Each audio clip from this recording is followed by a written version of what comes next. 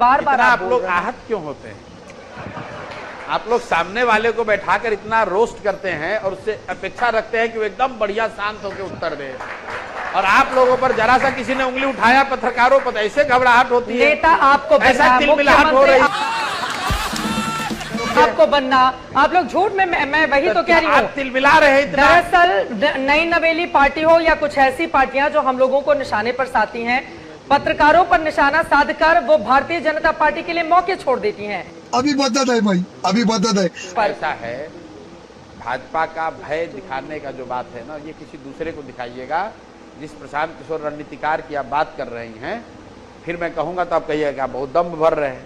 2015 से लेकर 2021 तक इसी भाजपा, इसी अमित शाह जी के नेतृत्व को, इसी मोदी जी के भाषण के बावजूद 10 इस पूरे देश में 8 राज्यों 9 राज्यों में उनको सामने से जो दल लड़ रहे थे उनके साथ मिलकर उनको हराया है। तो ये दम नहीं है, और ये हमको अब डराइए भी नहीं कि भाई अमित शाह आ जाएंगे, भाजपा आ जाएगी।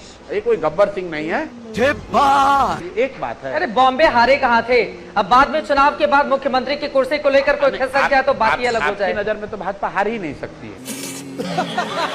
अभी आप नए नवेले नेता बने हैं, अच्छा। थोड़े मैच्योर तरीके से पत्रकारों से बात कीजिए, ये तो शोभा नहीं दे रहा है। नहीं तो पत्रकार नए क्या नवेले करेंगे? नेता बने हैं आप नए नवेले नेता बने हैं। जहां वो हार गए तो आप कह रहे हो हारे थोड़े नहीं, आप गलत इन्फॉर्मेशन देंगे तो सही करना मेरा काम है ना। बेटा एक ट्रैक पर रहिए। आपने अभी कहा कि भाजपा के सामने, तो भाई भाजपा के सामने ये जो डर बनाने का माहौल है, हम लोग उससे डरने वाले नहीं है। मैं नहीं डरने वाला हूं, मैं सिर्फ इतना बता रहा हूं। अब आप अपने सवाल पर आ जाइए। बात डर की नहीं है, बात जनता के जनादेश की है। डराइए मत। अरे डराइए आप से डराइए मत। आप भी मत डराइए पत्रकारों को।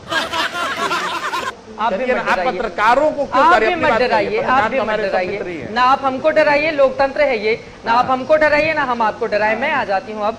नीतीश कुमार क्या एनडीए सत्ता में अगर आती है तो, अगर जनसुराज को जितनी सीटें अर्श या फर्श वाली जो बात कह रहे हैं आप नहीं मिलती हैं, तो क्या आपको लगता है कि फिर से वो बनेंगे मुख्यमंत्री? अब आप डरिए चाहे खुश होइए, एनडीए की सरकार नहीं बन रही है। नीतीश कुमार का कैरियर खत्म हो गया। अब नवंबर के बाद बिहार में कोई नया आदमी मुख्यमंत्री बनेगा। लाइए लिख देते हैं, और कोई कागज पेन दे दो कि नीतीश कुमार नवंबर के बाद मुख्यमंत्री नहीं बनेंगे। हाँ। आप लाइए मोबाइल पर लिख दीजिए, उस पर साइन कर देते हैं।